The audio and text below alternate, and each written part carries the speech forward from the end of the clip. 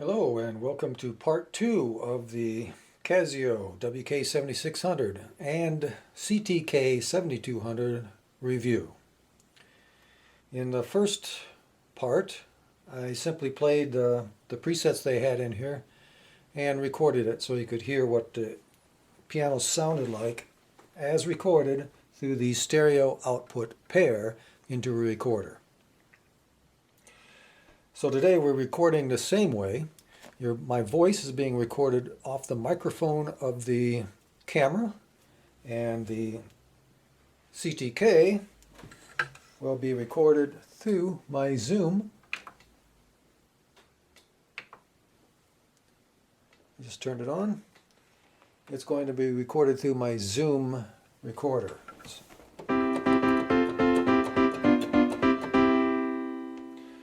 So you're not hearing, the speakers are turned off. You're not hearing this piano recorded through the speakers. And you go, well, why not? I mean, that's the way we're going to play it. Well, it's not really possible, even in $1 million recording studio, to set up two microphones in front of these speakers, play the keyboard, and actually hear what it actually sounds like. There's so many variables involved in miking a speaker that separates it from the human ear that it's just not a good way to compare. Plus, I'm not sitting in $1 million recording studio. We are recording this through a very, very nice high-end standalone recorder. We're using the Zoom R24. It's a 24-track audio recorder, and I have it has level meters for every input that I have. So I am inputting 6 inputs because I've got I've got 3 keyboards hooked up in stereo pair. So that's 6 inputs into the recorder, and you are hearing what comes out of the recorder. And of course, what you're listening to is whatever what are you listening to on YouTube right now? Is it running through your computer speakers? Is your computer on YouTube running through a high-end stereo? Is it running through a studio? Is it going through headphones? And all of this makes a difference. And of course, you're saying, well, I want to know what this piano sounds like through the speakers. Well, again, it's not possible to record that and put it on YouTube. And that's why I'm doing this review, because just about every single person that's played a CTK on YouTube is playing it through, is recording it through the microphone on the video camera. And you can't even begin to hear what the piano sounds like with that. Don't even begin to compare anything that way. We are comparing the actual sound of this instrument isolated through the outputs. I got a left and right output. That's a left and right, so left and right stereo pair. People are going to get confused about this because the way sound is recorded and the way that you're listening to it gets very confusing. And of course, this is a keyboard. What does it really sound like? And the way I'm doing this review today, if you purchase this keyboard, run the stereo pair into whatever listening source you're using, whether it be the computer speakers or whatever, it will sound exactly the same as what you're hearing on YouTube today. If you're listening through headphones, of course, the kind of headphones you use matter. And I've been home recording now, both for myself and professionally, for other people for 30 years. And I'm using equipment that is very sonic neutral. They're very neutral. They're designed so they don't enhance a low end or enhance a high end. And you go, well, I like bass sound. Well, if you like bass sound, that's great. And you'll pick your headphones because it's got a bassier sound to it. But when you're critically listening to something, you want it to be neutral. And that's what we're using today. I can listen to this piano also neutrally through what's called near-field monitors, which are, again, a pair of speakers that are designed to be very uncolored. They don't color the sound. You know, the better the monitor in the recording studio means the the least amount of coloration. And if you're technical in any way, it's what's called a flat response from 20 hertz to 20 kilohertz, which is the range of human hearing. If you put it on a graph, you don't want to see any dips in there. In a perfect world, you don't want to see any dips. The reason I'm spending so much time on this is because the way we listen to sound is very important. So like I said, to keep things simple, if you're to purchase this keyboard, take it home and listen to what you're listening to this video on in YouTube, the same sound source, it will sound the same. So if you're happy with the way it sounds on your sound source, when you buy it and plug it into that sound source and play it, you'll be happy with the keyboard. Now you may be very happy with the built-in speakers because they are the best speakers I've heard yet on a portable unit that's this lightweight. They got a lot of punch to them, and they got a very even sound to them. There's an equalizer built in here where you can change the way it sounds throughout the speakers. It's not a graphic equalizer. It's just a series of preset choices. If they sound too bright, you can dull it down. Especially if you're playing the preset solo piano that's in here, you might say, "Wow, that's way too bright." And without even editing the piano, you can go in and change the equalization to the speakers. So the speakers I'm leaving out of this review because they are impossible to record and do any kind of a fair assessment on YouTube. Besides, if you're playing this piano and you want to record what you're doing, and that's one of the features of this, is it does have an audio recorder built in. If you want to record what it's doing, then you want to hear what's going to that audio recorder. And what's going to that audio recorder is the same thing that's coming out of this output going to my high-end audio recorder. Now, why am I not using the built-in one? Because, first of all, it's only I can only use a 13-minute recording, and this is going to be a 30-minute video or so. It doesn't hold enough. Also, I don't want to enter any variables into this. So the Zoom recorder is a very good recorder, and I've got other instruments plugged in because I'm going to show you some of the differences between this keyboard and two other keyboards. So not only is this a review, but I don't want this to seem like a comparison. I've got two other keyboards hooked up that you're going to listen to too. One is the direct competition price-wise with this one, not feature-wise, but price-wise. And that's the Piaggero NP V80, and I think the V60 is about the same. It's probably the same sample on all the Piaggero pianos. And I also got a Yamaha P95, which is their 88-key fully weighted keyboard. And all of these are about the same price. P95 $600, Piaggero is $400, and this one is $450 at street prices. So we're all pretty darn close in price, but I'm using the P95 only as an example of another sound so that I can explain what I'm doing on this review. The piano sound is all we're listening to in this part 2. So all we're going to be doing is listening to piano sounds in this part of the review. In the next review, I will be going into the features, and I won't be comparing anything. So, how does this piano sound as a preset, as the factory preset? If you're a rock player, you're going to like the piano. If you're playing if any piano player is using this just as a, if you're playing fairly fast, it's going to be fine. If you try to slow this piano down,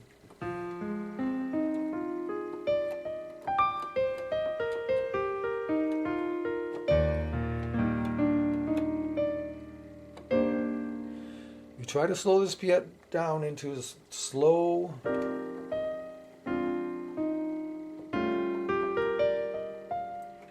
I'm using a sustain pedal. I got the sustain pedal down, And even though the sustain pedal is pushed down, these notes are decaying out very, very fast. And so I can't get a blending of the piano sounds in this. You can see it blends a little bit, but it is so fast that if I arpeggiate this chord,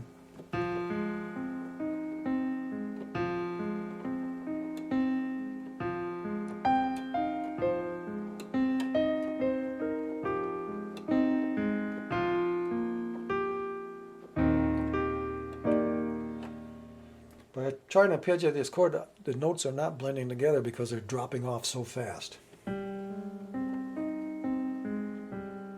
And this is not a case of polyphony. And polyphony is how many notes you can play at the same time. This one has 64. There's plenty of polyphony in here, but we're talking about the decay rate. So that's going, and that's what I've got the other keyboards hooked up for, so you can tell the difference and see what I'm talking about with this decay rate. No digital piano on the market has the same decay rate as acoustic piano. Decay rate is when I press the key down and I let it ring out, how long does it ring out, and what tonal qualities does it have as it fades out? And that's called decay. As these tone decays, we want to listen to not only the first strike of it, but what does it sound like after, and what does it sound like after it decays away? So let's compare middle C's on these three pianos. So I'm going to hit middle C, hold it down until it's decayed away on the Casio.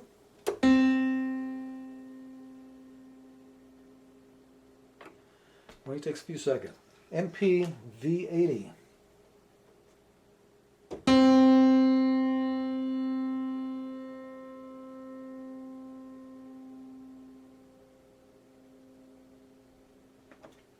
And the P95.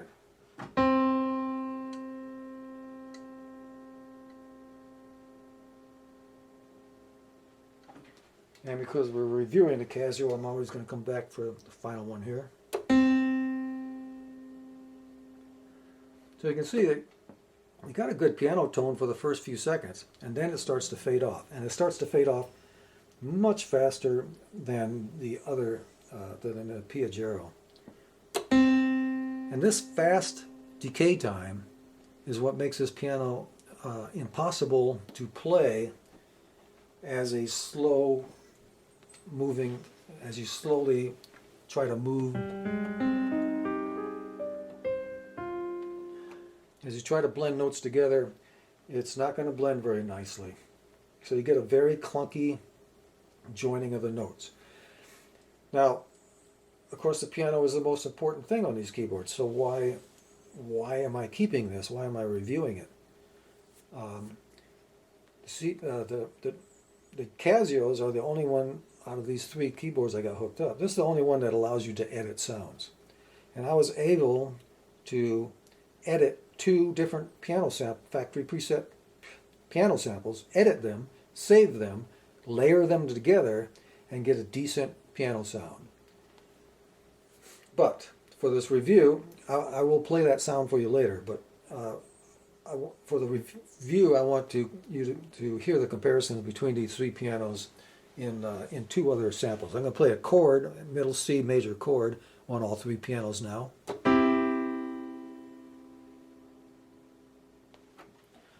On the Piaggero.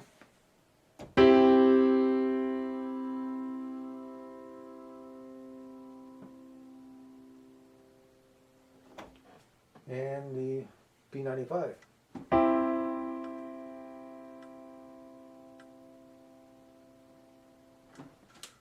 And I cut those a little short because they go on for so long. So, you know, the decay rate on the Piaggero and the P95 are about twice as long as the Casio. So we're going to go to the last key on these 76 note ones, and that's a low E. And this one's will be much easier. You'll be able to hear the sample easier because it's so long. And now what I want you to listen to is, you know, what does it sound like after I strike it? You know how good is the strike? But after that, listen to what happens. The sound will start to repeat and kind of oscillate.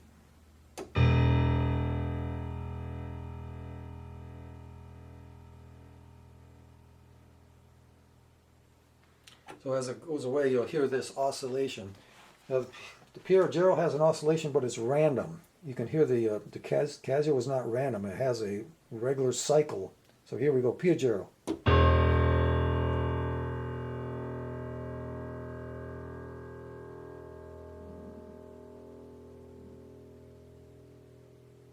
And I'm going to cut that one a little short. And now the P95, which has the smoothest decay of all, has a long decay and a very smooth sound after you strike it.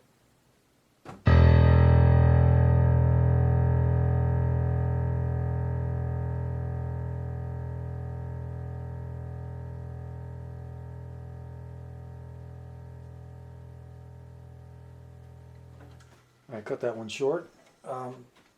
As you can see, that one is very, very smooth, and we'll go back to the Casio.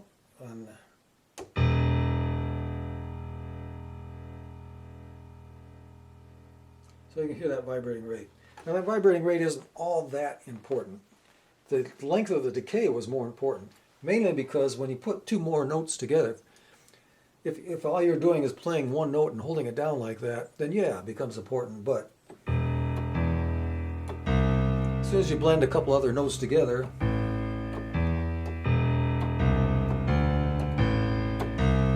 even though I'm holding this one down, you can't hear. As soon as you put a second note in there, you can't hear that very much. So that's not very important, other than it does illustrate how these digital keyboards extend that sound without using up a lot of memory space to hold it. So they repeat it over and over so they can use a shorter memory. And the last little comparison between the three keyboards is again the blending.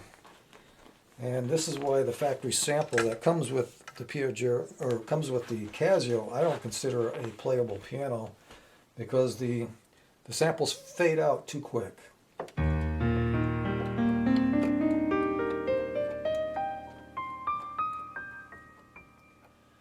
And by the time I got an octave above middle C, the first note I played already faded away. Now if I'm playing fast,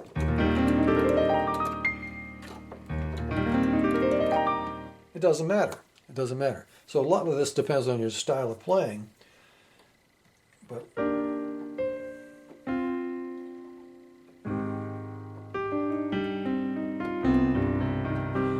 as soon as you slow down, it becomes an unplayable piano. I'm going to do the same full keyboard blend on the Piaggero.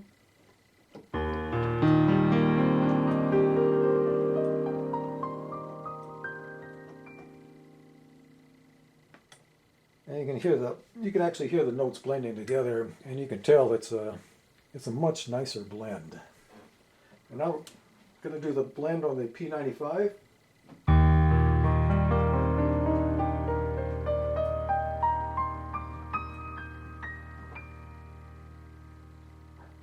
So the blend is really warm.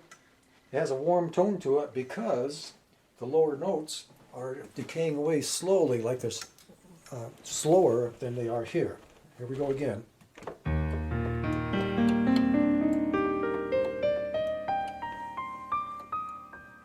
So you end up with a choppy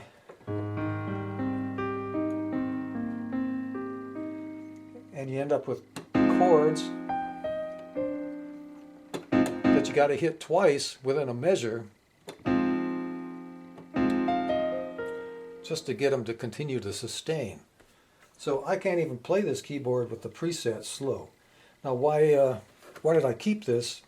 With, the piano sample is of course the most important one for most people. So why am I keeping this keyboard? The main reason about the keyboard is because I want to build my own styles from scratch. That's something you can't do with the Piaggero. You are stuck with whatever they got. There's absolutely no way to edit any of that. With the Casio, you can edit any part of it, existing style, or you can create your own style right from scratch. So that was one reason. The second reason, of course, is I wanted another accompaniment. I'm kind of isolated out here in the wilderness, and And getting a musician in here to play with them is very difficult. So these arranger keyboards give me a chance to practice with other musicians, and actually practice with musicians that are perfect.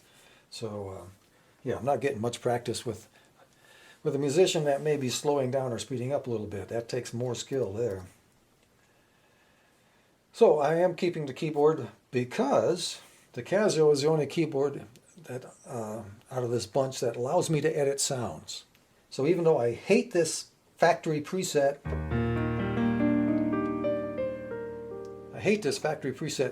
sound for acoustic piano, I made my own. I took two presets, that edited them, and that's all you can do. You can't design sound from scratch like a synthesizer. You cannot sound. You can get. So what you do is you pick sample sounds that are closest to what you want to edit, and then you edit those. And this is not, even though it's been said, a full editing keyboard. It isn't, as far as sound goes, it's not. It's a very abbreviated version of a synthesizer. You can change a few things, and we're going to get to that in part 3. I'm not going to go into detail on that now. So I'm not going to show you how I made this until maybe part 3 or part 4. Maybe at part 4 I'll get into a tutorial, where actually I'm going to do tutorials on this, and that's where I'll show you how I created my own sound. So here's the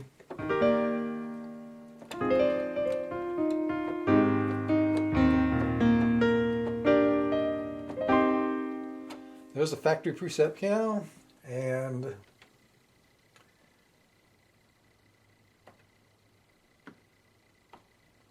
here's the one I created and saved.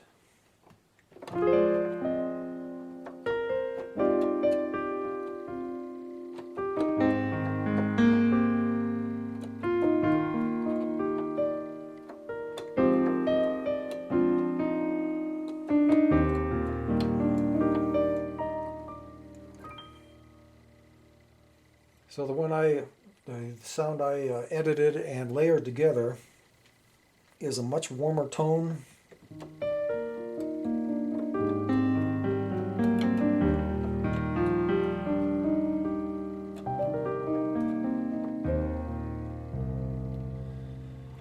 And you can tell the notes are blending together much nicer.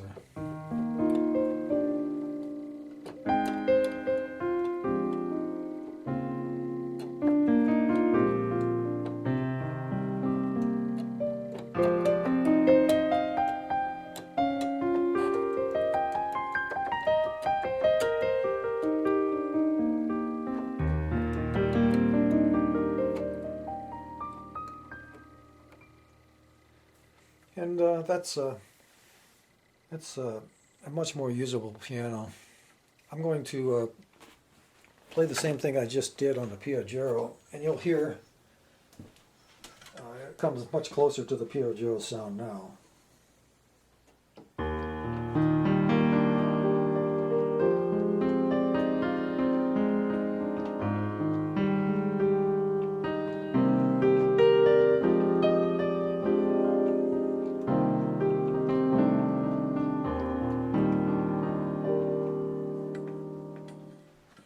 Okay, one more time back on the Casio.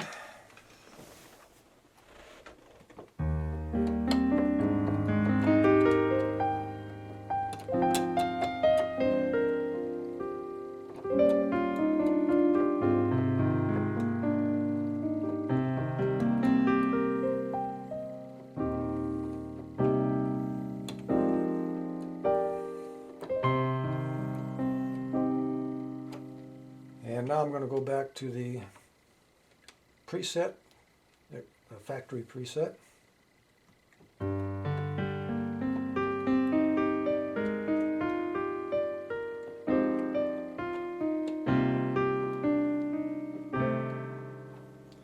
don't know, if you're a beginner piano player, or you're not a musician yet at all, and you're just looking for this keyboard to start off as a musician, then you might not be able to hear these differences that mean so much to me. So just as a piano that you can play, of course.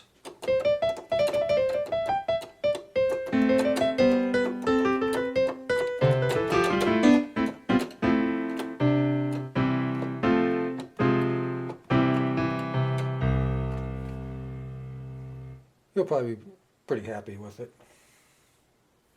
But because I was able to edit those, the WK7600 will remain in my home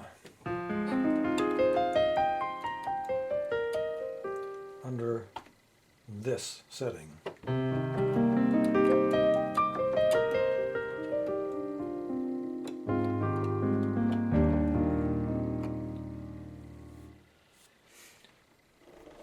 So there we have the piano tones.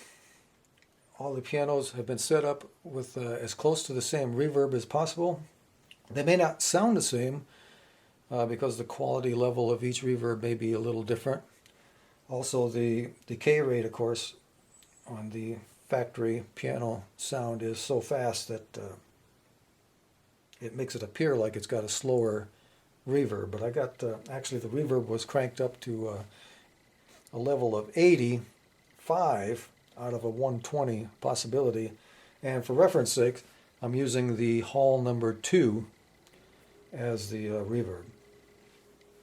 All these pianos come with reverb, and the reverb to me on these pianos are just as important as the actual piano sound, because go back to this decay rate thing again. The decay rates are so fast that I need the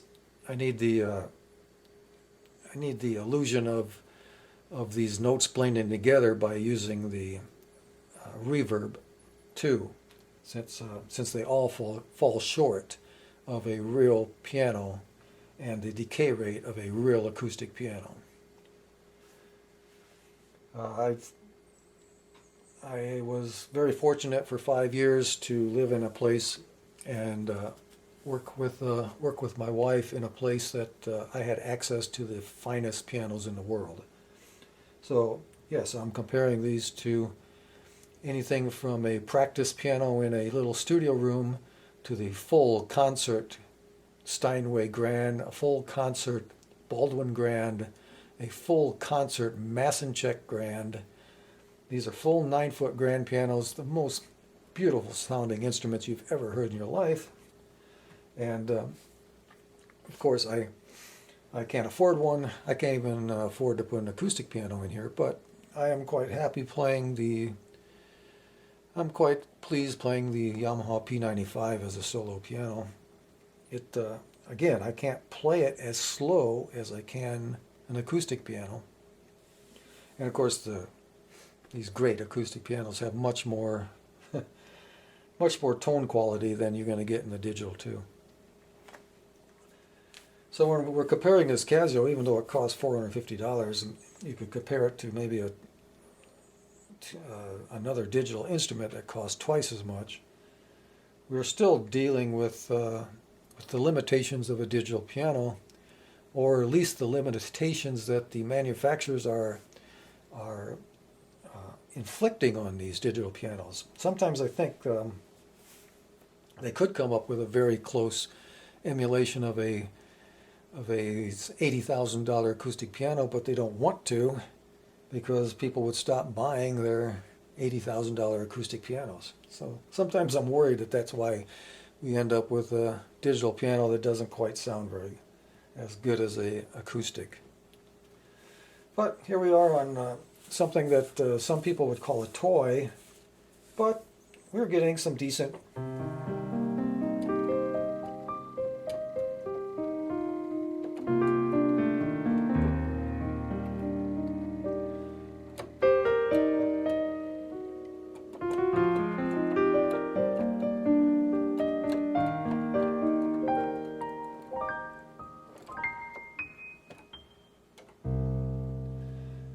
we're getting some pretty decent acoustic piano sounds out of this when you edit and layer together some of the samples.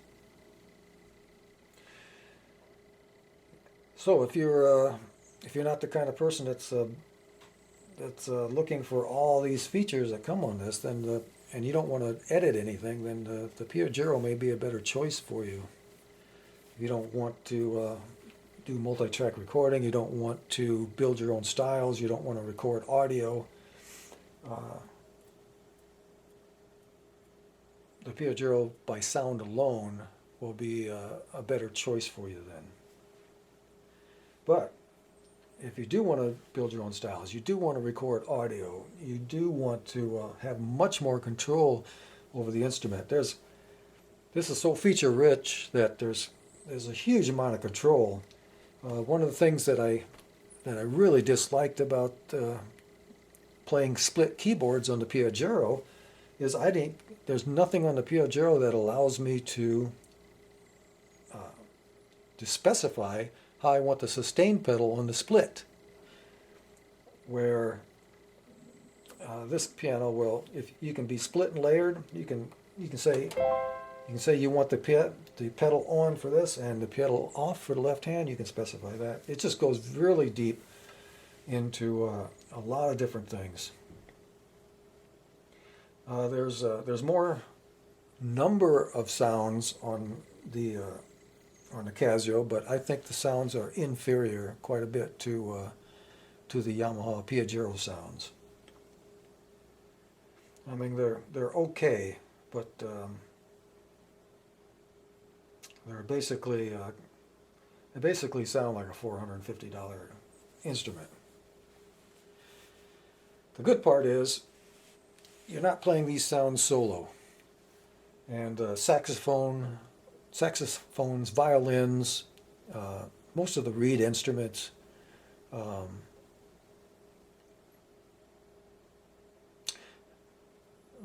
The violins, the fretless string instruments are usually the very worst samples on a keyboard, and this is no exception. The violins on the Piaggero are very bad, and the ones on this one's very bad too. It's very rare to get a solo violin that sounds very good. The sax, some of the saxes on the Piaggero sound very, there's some sweet, what they call sweet sounds, and some sounds that they really worked hard on. So with the Piaggero, you get the meat and potato stuff that sounds really good. You get a good sounding acoustic piano, you get some good sounding saxes, flutes, clarinet,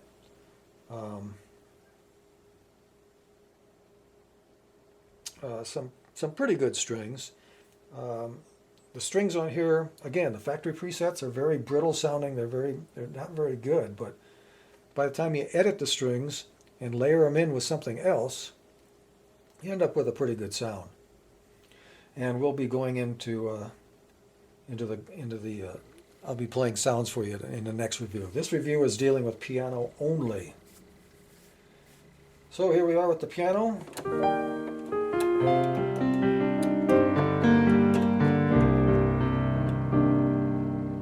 My piano, factory preset piano.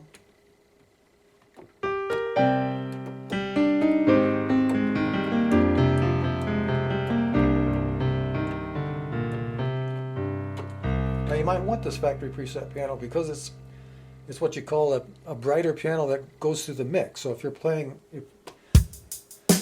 with styles,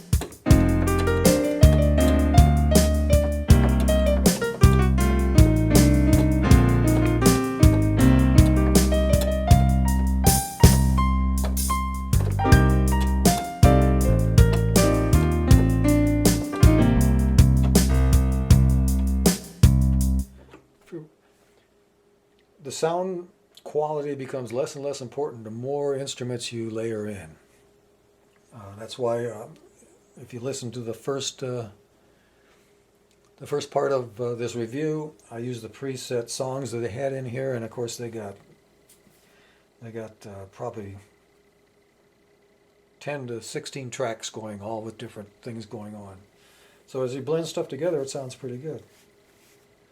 As a final, I'll get back to these speakers again. Again, they're not bad sounding. I'm very critical with sound, so I almost always listen to any of my keyboards with headphones. The sound that comes out of this P95, which is the best sounding piano out of this bunch, I never play through these speakers because it sounds so horrible. I always play it with headphones on. Or I can run these keyboards through these near field monitors I have that you can't see them, but these near field monitors will reproduce the sound that you hear in the headphones very, very closely. So if you're interested in really good sound, you can buy this keyboard, buy a decent sounding, just, some fairly decent sounding headphones. I'm using, right now I'm using these cheap little Sonys that cost $30. And actually I prefer the cheaper sounding Sonys while I'm playing, because these things don't have any high frequency response. So all that brittleness I don't hear through these. If I use my Sennheiser, these are full cup. This is a Sennheiser studio quality headphone. These are about $120. These are very linear. These don't lie to you. These tell you exactly what everything sounds like. And that's what you're hearing on the recording is nothing's colored. The sound is going straight to the recorder, uncolored. But I use these cheaper headphones because I actually like them, the sound quality while I'm performing, because it's not so brittle. I don't hear those high frequencies. So I use these when I'm playing my piano, my solo piano, all the time.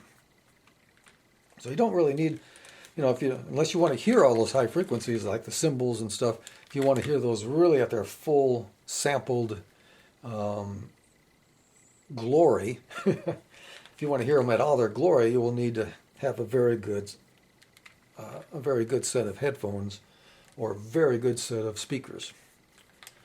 The speakers that come with this are still very, very good. I'm going to actually, well, no, I'm not going to do that today. I could turn these speakers on. You could listen to them through the recording of the video, but again, that's so useless. So I did want to talk about the CTK 7200. I chose the 7600, and I'm glad I did, because I wanted as many keys as possible. If they offered an 88, I would have went for that. But I went with the 7600 because I would have jumped at the 7200 for $350 if it had a MIDI 5-pin MIDI cable, MIDI input on it. I could have MIDI cabled in from my 88 key into the CTK 7200 and had a really nice full range keyboard that I would never play the 61 key, I would just play my 88. But because there's no MIDI, 5-pin MIDI connections on here, I can't do that. So there's no direct communication from instrument to instrument, because I can't MIDI cable in on this. Now, of course, through a computer and through recording software, you can send it back out, and you can play it that way. Whether you get latency, I don't know. It depends on your computer. It depends on a lot of things then. But you've eliminated the ultra simplicity of just taking a single cable out of my MIDI out of my Yamaha P95, going MIDI into a CTK 7200, and I would have been able to control the entire 7200 from my other keyboard. So I think, well, you have to, the other thing I wanted to talk about was the difference between the two is they're identical keyboards other than 161 key and 176 key. But I consider the CTK 7200 a totally useless keyboard because it doesn't have the MIDI pin, doesn't have the 5-pin MIDI jack, so you can't control it from another keyboard. And the way they configured their Octave Shift is too awkward. Now, it might be okay for some people, but for me it was too awkward. I'm going to go back to the factory set piano. If I hold down my layer key here, I go into Octave Shift. Now the Octave Shift works in upper, is the first choice. You have to scroll through this stuff.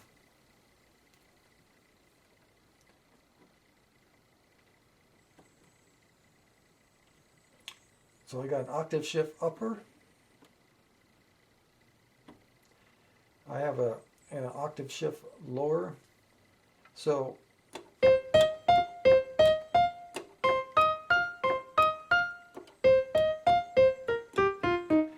like many keyboards, you usually have two buttons, and you just hit one real quick, and you can transpose, or not transpose, but extend it moves the keyboard one way or the other, so you can pick up all the other notes. You'll find that this octave shift is so awkward that it's probably not going to be possible to do that. So if you're used to playing a 61 key note keyboard, and you're trying to shift octaves, it's going to be too awkward.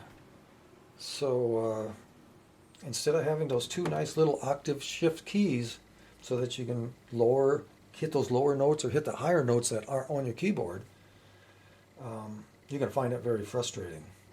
So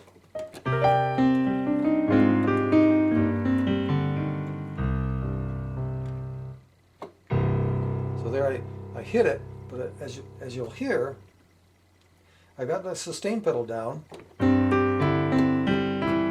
So say I want to go an octave below this one, but I'm going to play at the normal octave range of this keyboard, and then I'm going to hit I've got it set up to shift down to one octave lower, so I can get my C down here. That's not here. So here we go.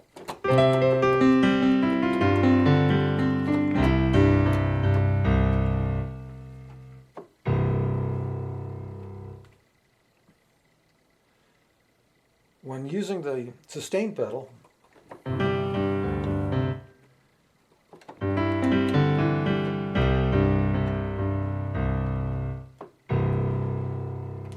there's a break. I can't shift octaves smooth. I can't shift octaves with the sustain pedal down. So shifting octaves on this is extremely awkward and really not even possible within the same song. You would have to shift octaves before you started playing. But again, of course, as you shift down, you'll be short your keys up here, mainly because it's not an 88. So shifting octaves on this keyboard, even as a 76, I don't think I'm ever going to do. It's too awkward to do in a performance situation. So that makes the 61 key as a piano playing instrument totally useless. Totally useless. Because without the MIDI in, I can't hook an 88 up. Without a good octave shift, I can't go from octave to octave smoothly while I'm playing the short 61 key. So for anybody that's learning piano, wants to buy this as a first piano, you better get the 76 key note and just leave that CTK 7200 off your list, because I don't see how that's going to be very fun to use as a piano. If you're not someone using the full range of the keyboard, and you're an arranger, or you're using it as an arranger, you're using it within the octaves of your rock, everything's fine then. But I'm talking strictly piano on this part 2 review. So we're only dealing with the piano today. And on part 3, I'm not sure what I'm going to do for part 3 yet, but I will be making one of those soon. And finishing up the review with listening again to some of these sounds recorded very carefully through a high-end standalone multi-track recorder. Okay, well, thanks for listening, and be on the watch out for number 3 on the review.